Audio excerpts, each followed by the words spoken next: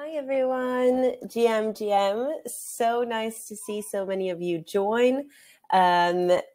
Super excited for today's first session of the Wormhole Educate powered by Encode Club. I saw some of you guys are already kind of reacting with some lovely emojis. Love it. Keep it coming.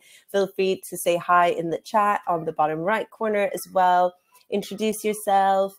Let us know if you're excited, what you're excited to learn about, what your previous experience with Wormhole is, all that kind of good stuff. We'd love to get to know you guys and see that lovely interaction amongst all of you as well. I am going to kick things off with a really quick introduction into what we have coming up for this program, and then we're going to get straight into our first workshop where we're joined by Dan and Urban from Wormhole, who'll give us a kind of start us off with an introduction to Wormhole. So let's get going. My first thing I want you all to know is if you have any questions throughout, please pop them in the questions tab, which is right next to the chat box. So if you click questions and then you click ask a new question, you can just type your question in there as they kind of pop up throughout the session. And that just ensures that they don't get lost in the chat whilst everyone is kind of commenting and saying GM and all that kind of good stuff. Obviously, you can always pop them in the chat as well if you struggle to figure out how to ask them in the questions tab, but preferably ask them in the questions tab. Okay, so what is Encode Club? For those of you guys who've never done a program with us before, I just wanted to give a really quick introduction to who we are. We're a community of developers, professionals, and students in emerging tech. So that encompasses both Web3 technology, but also some AI. And we basically run educational programs within emerging tech. So things like these kinds of Educate series, but also boot camps that are more selective. We run hackathons where you can win lots of prizes. And we run incubator style programs. We also help you advance your career and work with transformative companies. So we help place you in companies as well. So yeah, that's a bit about Encode Club. I've already gone through this, but kind of the final thing to add here is that we have a massive community of trained Web 2 and Web 3 developers. So welcome to the community if this is your first program. And welcome back if it's if you've done a program with us before. For this Educate series with Wormhole, we have lots and lots of exciting workshops coming up. The first one is obviously today, where we'll be getting an introduction to Wormhole. And then Wednesday, we have another workshop, same time. You should all have the calendar invites. If you don't, then feel free to reach out to us and we'll make sure that you get one sent over. And then we have 2 more workshops next week on Monday and Wednesday, all at 4 p.m. British Standard Time. And then we have on Monday the 8th and Wednesday the 10th, 2 more workshops. And then the following week, we have workshops on the Monday and Wednesday as well. So every Monday, every Wednesday, 4 p.m. British Standard Time, make sure to join in. If you miss a session because you have other commitments, that's absolutely fine. All the sessions are recorded and will be uploaded within 24 hours. So don't worry too much about that. How do you get in contact with us? How do you join the community? You join the Discord server. So please scan this QR code, join the Encode Club Discord server. And there you have to navigate to channels and roles and select the Wormhole Educate channel, and you'll get all the updates. You can ask any questions that you have there, but most importantly, you can access the workshop recordings and all that kind of stuff. So make sure to check it out.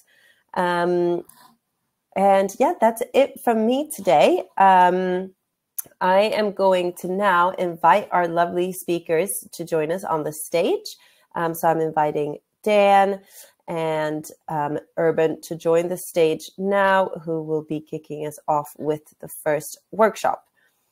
In the meantime, as they're joining, I'd love to hear where everyone is in the world. I'm based in London, so that's where I am. Where are all of you guys?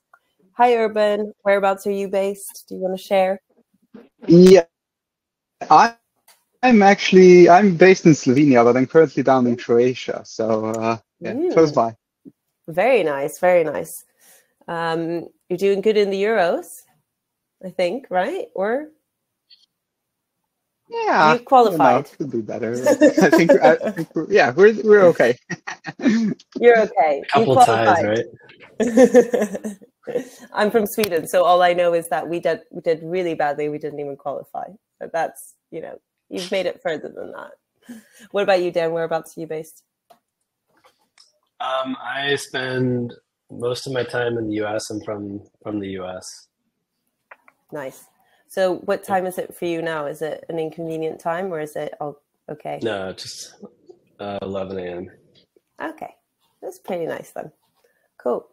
I'm going to let you guys go ahead and get started if you want to share your screen. And I'll kind of be in the background if you need anything. But yeah, to everyone, so super, super excited to see all of you join. Make sure to use the chat and ask your questions in the questions tab. Awesome. Everybody see the screen? All good? All good. We can see it. Sweet. Cool. Well, I guess with some quick introductions, we will try to keep this relatively quick. We're trying to give you mostly a high-level overview of what Wormhole is and the products that Wormhole has that many of you hopefully will get to know and be able to start to use and leverage in various projects. I'm Dan Reeser. I've been working on Wormhole for about a year and a half. I'm in a COO role at the foundation, helped start the foundation a little over a year ago with Robinson, who you guys may know.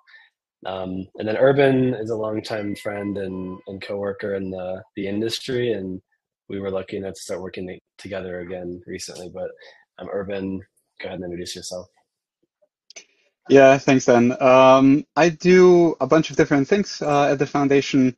One of them is also kind of what we bundle under developer relations, which is kind of what this whole engagement with Encode is. So that's kind of a lot of my focus goes into that, but I have my tentacles around marketing, branding, some of the messaging work, some of the other stuff as well. So kind of very not to oversell the foundation, but it's a really nice place to work at. So if you see a job that you like, please apply. But yeah.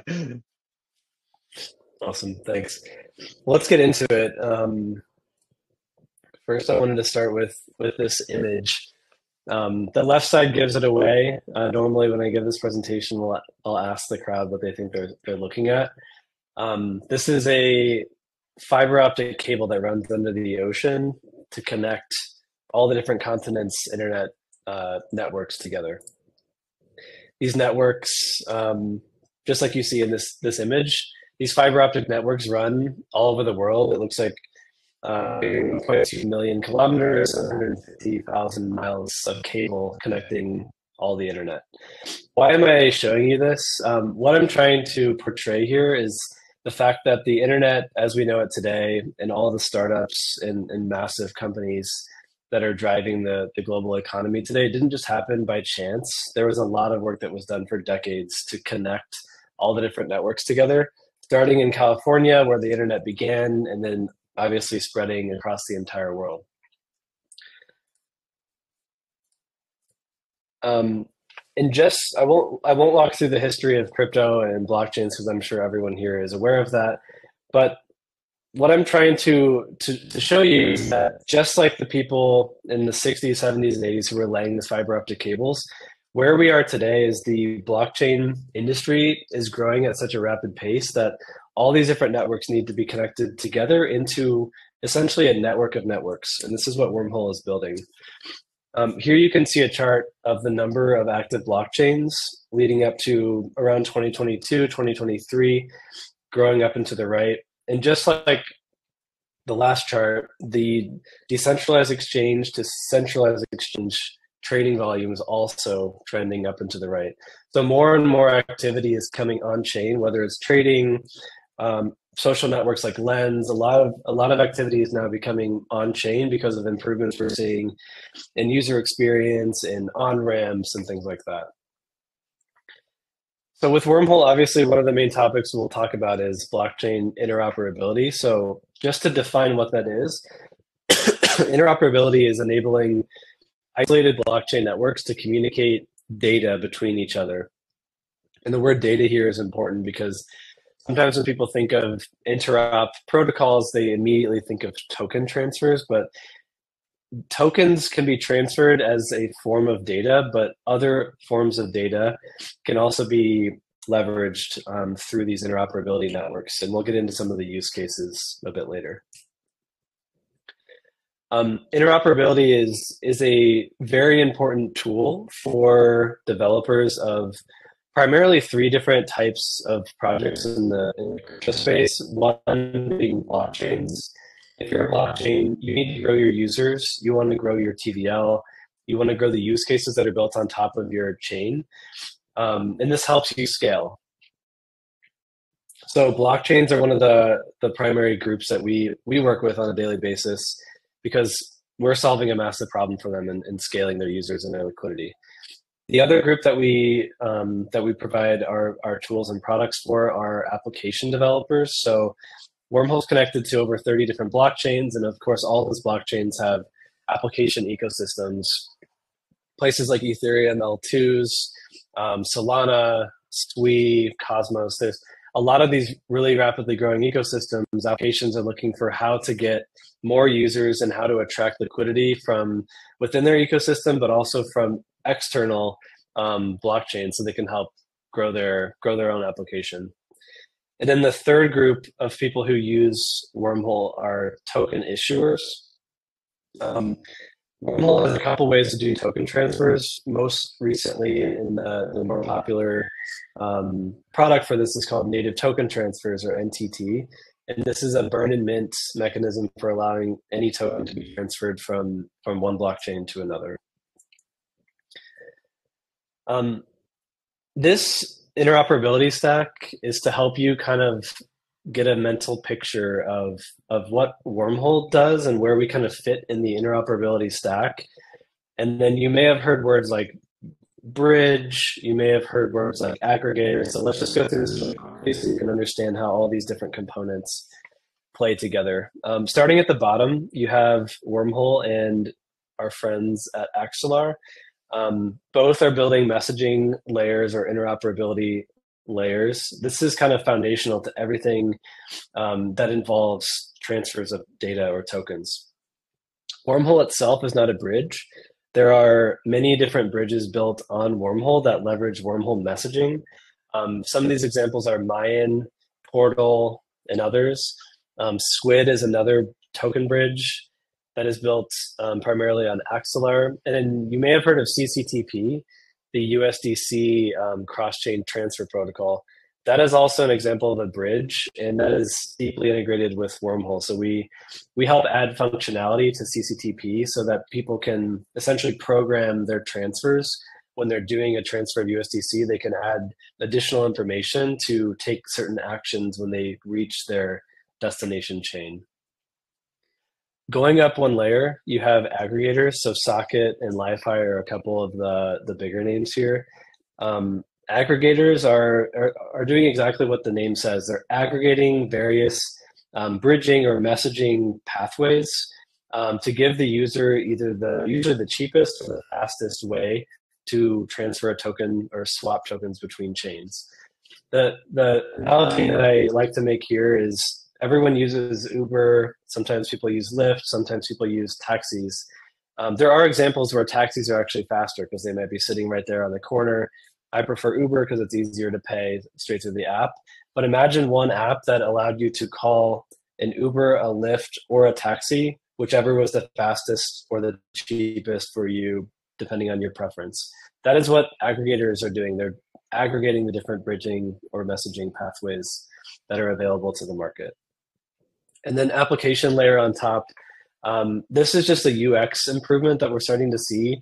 Various wallets like Backpack, Phantom, MetaMask are beginning to integrate bridges or messaging protocols within their wallets to make it easier for users to transfer tokens between chains without ever having to leave their wallet.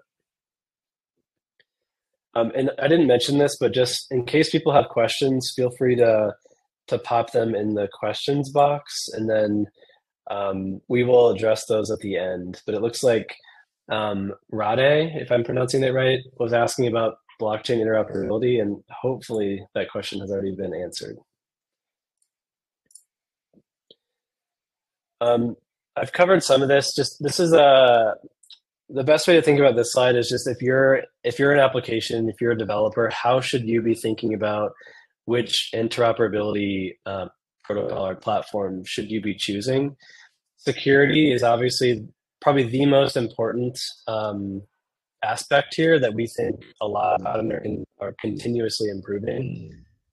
Decentralization, I think, is underappreciated. There's some of the quote unquote leading interop projects are actually completely centralized and operated by a 2 of 2 multisig.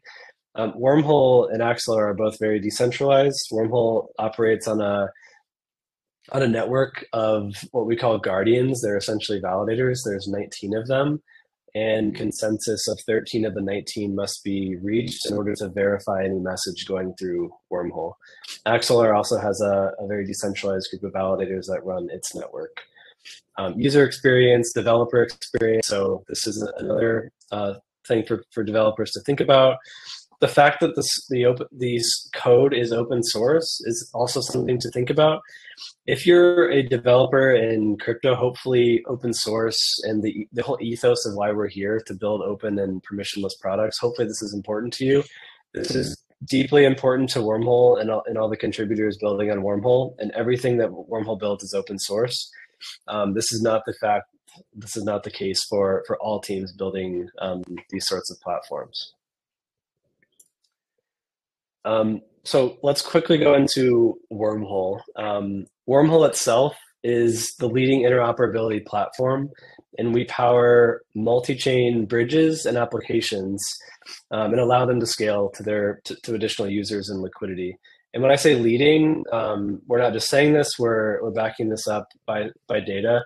Wormhole has the most messages by about 10 times of any interoperability platform. The platform has processed over 1 billion messages, and this includes token transfers or data transfers. If you're interested in some of the data, I'll show you some of the data on one of the slides coming up, but it's wormholescan.io, and you can see a lot of the activity in real time over the past day, 7 days, 30 days. But it's a really interesting site to check out. I just mentioned this, 1 billion messages, 200 applications and more, 30 chains, and then 6 runtimes is an important one. Ethereum and EVMs are historically kind of the easiest to integrate with. Our developers have done a lot of work to also integrate with different runtimes, including Solana, which is a lot of people know is historically very difficult to integrate with.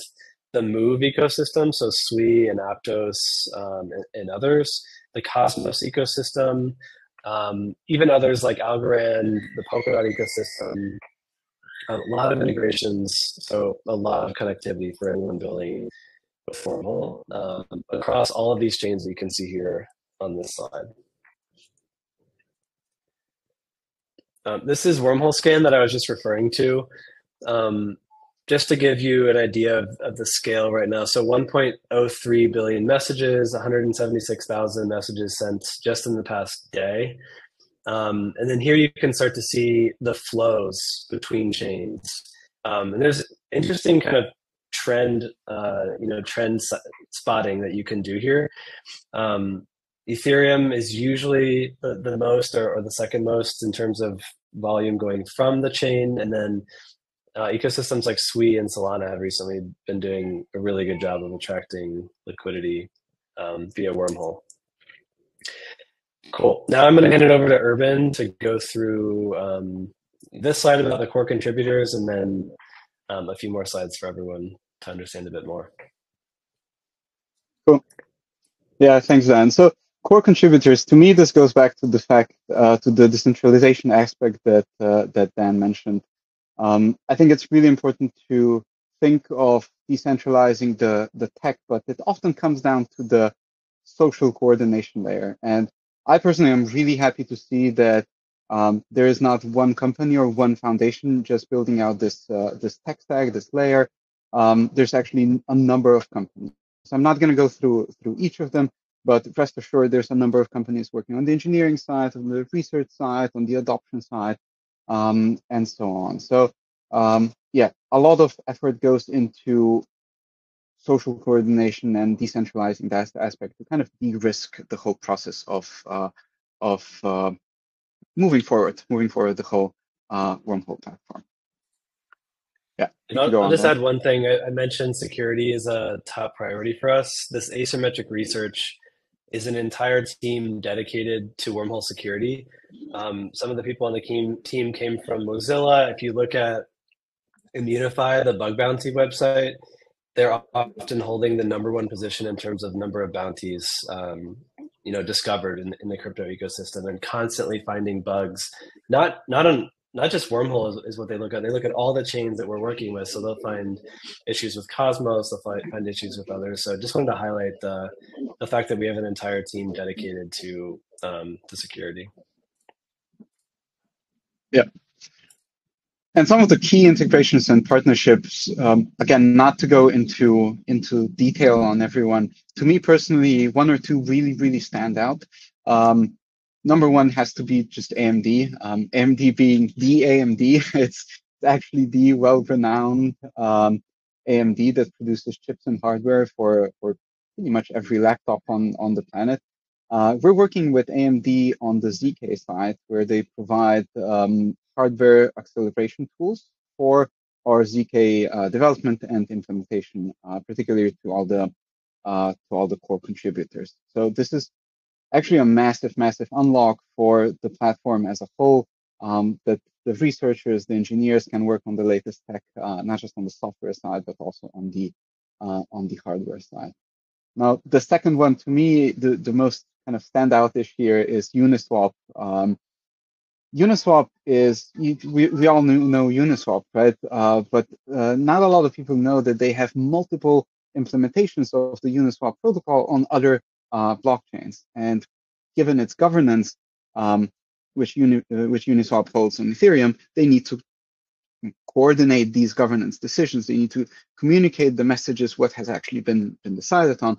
And to communicate that, they use Wormhole. They use the Wormhole messaging part of the platform. So it's just fantastic to see non-token use cases, non-bridging use cases making such a huge impact on applications that we use on a almost daily basis, right? It's one of the most popular applications, crypto applications out there.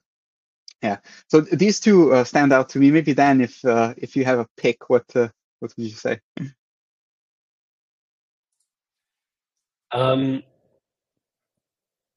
There's so many to talk about. Lido is one I would say to keep your eye on. There's a lot of reading you can do if you Google Lido Wormhole Axelar. Lido is an interesting one. If you're not aware, they are the team behind Staked ETH or Wrapped Staked ETH when it's going across to different chains.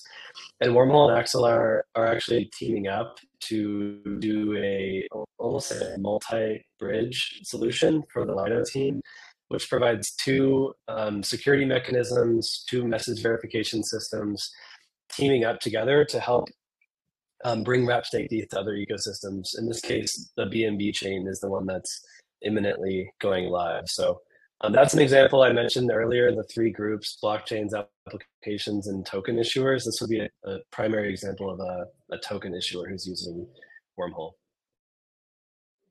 Cool, thanks. Keep on going. All right, and yeah, coming back to Uniswap, Wormhole is actually Uniswap's most used multi-chain protocol. And the interesting part here is that Wormhole not the foundation, but Wormhole, the platform, the protocol, was the only one unconditionally improved by the cross-chain protocol, approved cross-chain protocol by Uniswap's bridging assessment committee, which is comprised of security experts, and they do a lot of reviewing on that. We actually have that linked on our website. If you want to go to wormhole.com and scroll down, it's linked, and you can still access it. Pretty much the only one unconditionally improved, and we're, I think, across the board really happy about that stamp of approval, that stamp of trust, and it shows, right? Because if we go to the next page, you'll see there's a number of use cases that that Wormhole unlocks because of that trust that is put into us, ranging from DeFi. We mentioned governance. On the governance side, I'm actually gonna mention. All right, I'm back. I'm actually going to mention Wormhole's multi-gov initiative projects, which we're building out with Scopelift and Tally, both renowned companies on the governance management or governing crypto governance side of things. We have currently launched the Ethereum or the EVM part of multi-gov, and other aspects of it are going to be coming live very soon. But similar to Uniswap, we're going to be using our own tech, our messaging to communicate, to launch governance, to launch Wormhole governance on other ecosystems, on other chains, kind of unlocking that seamless communication between them and governing across multiple chains. All right, so we spoke about token transfers. We don't have to go into that. Another interesting one would be Oracle feeds, price feeds, and Pith is kind of the leading example here. Pith uses Wormhole messaging in order to communicate a lot of his price feed from one chain for one place to another, unlocking all of these.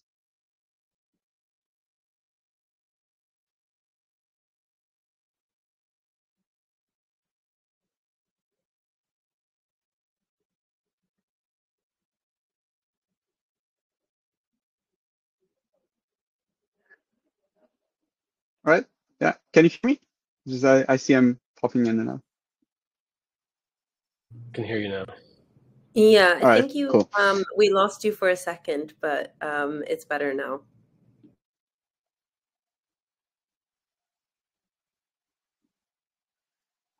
Maybe. Cool. All right. Yeah, Pith does a lot of its price feed communication using Wormhole messaging. And actually, if you go to the next slide, you'll see what kind of growth Wormhole's the Wormhole integration unlocked for Pith. And as you can see, Dan, I'm not sure which was the exact date, but I would say the moment when the hockey stick has started. Yeah, there you go. So Pith was initially launched on Solana, within the Solana ecosystem, but then using Wormhole unlocked a lot of its potential. And as you can see, a lot of the growth came by doing that.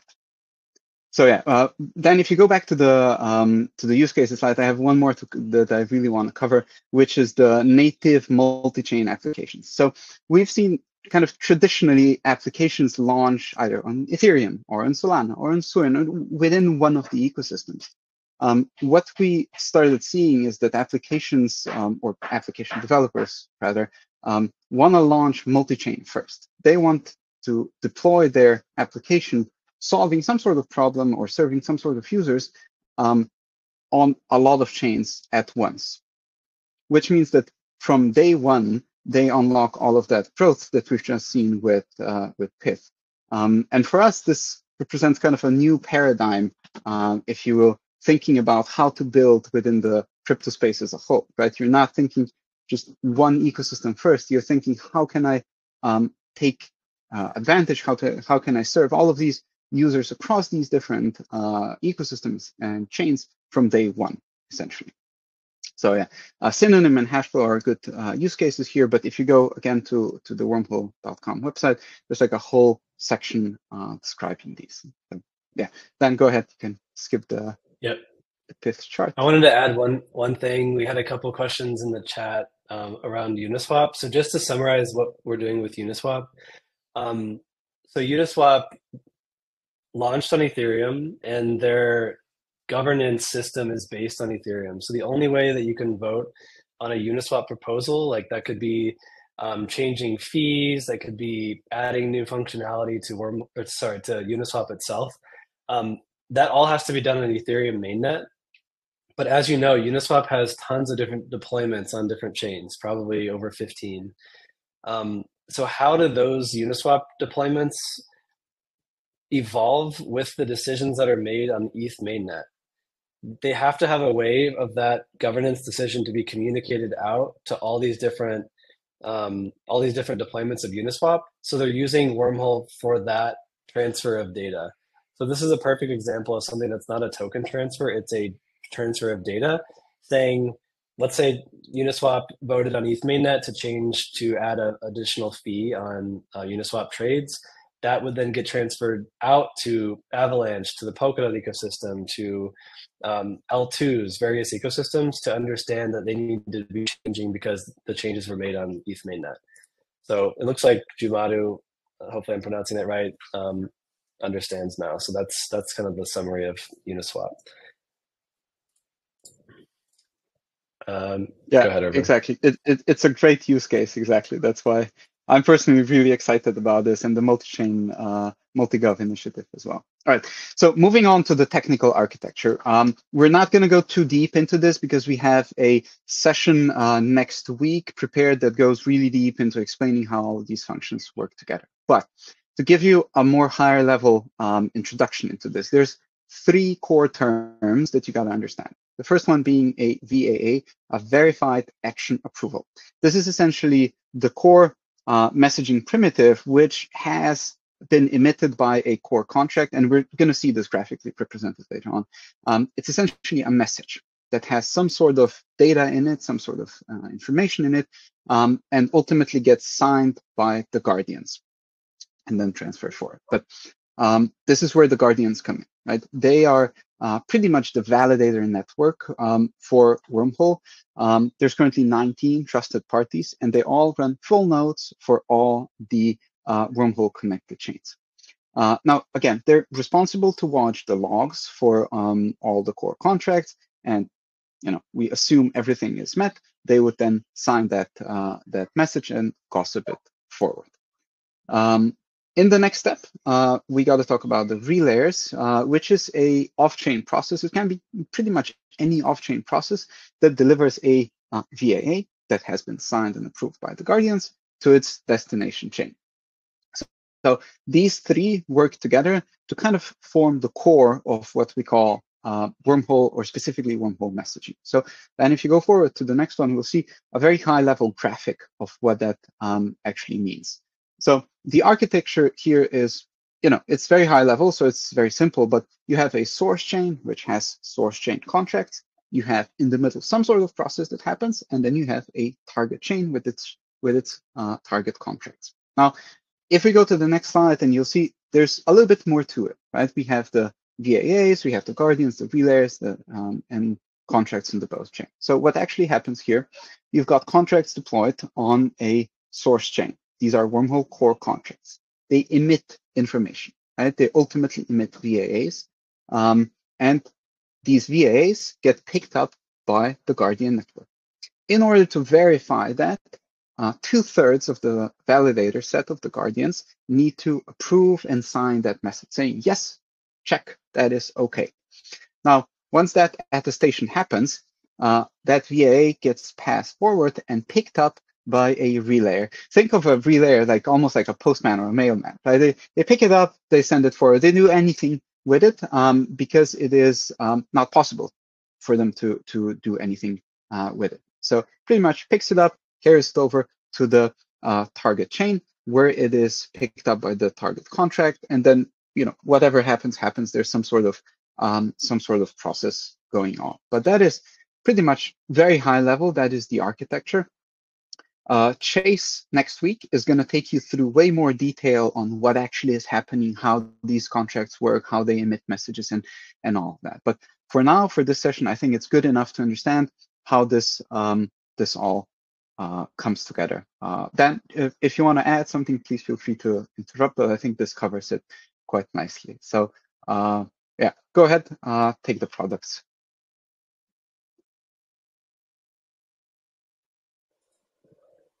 Cool. Yeah, we can keep this pretty high level, but these are the primary products that Wormhole now has live. We didn't mention, but Wormhole actually started about 3.5 years ago.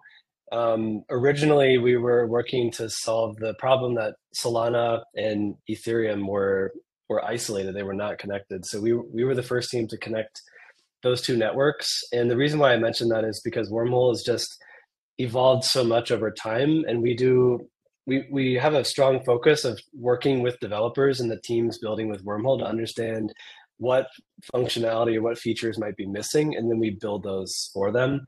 So what you can see here is a whole suite of products that we've built to solve various problems for different teams. So the Wormhole SDK is something that many of you will probably be using soon.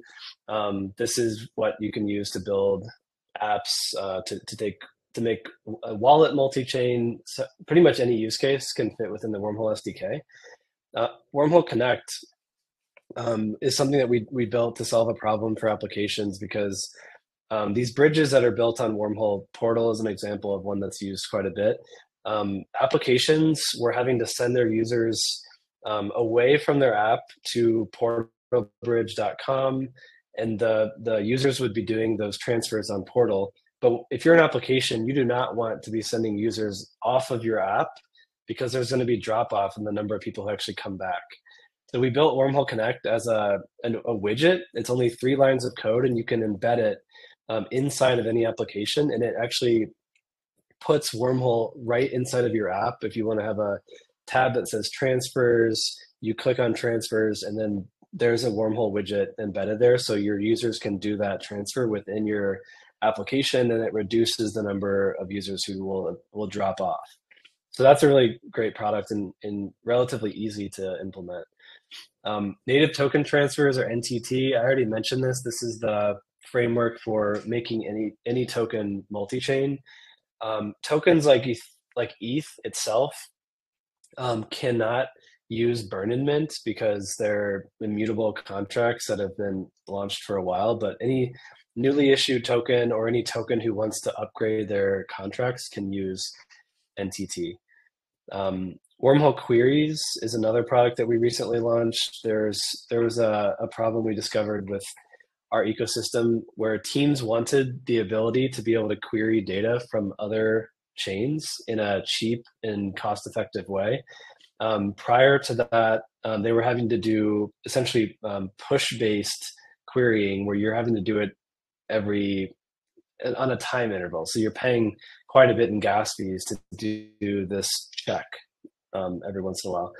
With Wormhole Queries, it's pull-based, so it's essentially on demand. So whenever you want to fetch data from another chain, you can do that instead of having to follow a schedule. So this is much more efficient. It's much cheaper for these application users who are using queries. And then Wormhole Messaging, I mentioned this earlier. This is kind of a foundational protocol to Wormhole, but this is the system or the protocol that allows it's what Irvin just walked you through. It's allow any form of data to go through that Guardian network to get verified, to go through relayers to get relayed onto the destination chain. This whole protocol comprises Wormhole Messaging. And that maybe then one thing that I would. Anything else? Yeah. Sorry, just one. Yeah, one thing that I would mention is all of these products have a dedicated session in this education series. If you maybe missed it when Clara had the curriculum up, pretty much this week, we're going to go into Wormhole Connect and the SDK. You're going to see how you can use that to deploy some application.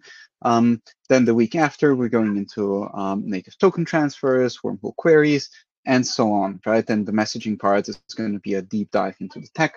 And then the last 2 sessions are essentially a showcase of what can be built with these products, right? When we have Pith and Mayan come on. So you're going to get a full-on download on how to use all of these applications, how to use all of these products, how to start working with them, and truly dive deep to understand more. But yeah, I think this wraps it up pretty nicely. Cool. Sure. Thank you so much, guys. Do you want to go through kind of the questions in the questions tab? I know that there's quite a few there. Maybe some of them will be answered in later sessions, but maybe some you can kind of tackle now. Yeah. Several of these I think have been answered. Getting integrated with Wormhole. So the last slide that I showed with all the products, those are the various ways you can integrate with Wormhole. And like Urban said, there will be sessions from technical specialists on each of these products. So they'll walk you through exactly how to integrate with them and so on. So that one is, you have the high level, but TBD on the rest. How do we currently have a way to monitor transactions similar to Etherscan? For ICP tokens. So the best way to look at an Etherscan-like dashboard is what I mentioned earlier. It's wormholescan.io. That's where all the available data around any wormhole message that is being sent is being tracked, along with all the stats that I showed you on the homepage. So I would check out Wormhole Scan. Vitor asked, integrating native ZK-L1 with Wormhole would unlock automatically access to all the other chains. Yeah, so the answer is yes. Any new chain that is integrated with Wormhole has access to the entire network of all the other chains that are integrated with Wormhole. So we have a lot of demand from new blockchains to be integrated with Wormhole because of how much value that adds to these new blockchains. So I would say that first, the process is basically like to get in contact with our team. We discuss the chain, how much demand there is for that chain, the user activity, and things like this. And then periodically, about monthly or quarterly, we're basically approving and onboarding new chains. And then those chains get added to our Guardian set, those 19 validators, because each of those Guardians has to run a full node of every additional blockchain. So it's unfortunately not super easy for us to scale to a lot of new blockchains quickly because of that need to run full nodes. But we do just recently, Scroll was added, Blast was added, and we're constantly adding new chains. So hopefully that helps, Vitor. Any plans to work with Conflux? I'm not sure about that. I don't know, Urban, if you've heard, but yeah, anything that hasn't been announced, we can't say, but I don't know about that one. And then Rade asked, what is blockchain interoperability? So that was covered earlier. Okay, we have a couple of new questions. What is the progress of multi-chain governance? It's a needed product to be made available for so many projects. Yeah. So we, I don't remember how long ago, about a month ago, launched staking for governance, which is the process of delegating your tokens to various entities or individuals who you want to basically give your votes to, and then they would go on and actually vote on proposals for you. That is basically step one in the rollout of MultiGov, which is a multi-chain governance product that we're building with a team called Tally, one of the leading governance teams in the ETH ecosystem, and then Scopelift is the other team. We launched it first on a set of 4 L2s in ETH mainnet, and then we are currently building the Solana side of that. We went through a whole discovery process of understanding the entire Solana governance ecosystem, and not really surprisingly, the Solana governance ecosystem is much less developed than Ethereum, probably just because Ethereum has several more years of time on the market.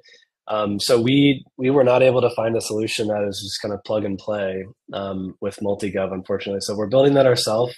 But we're excited because we're making a big contribution to the Solana governance ecosystem.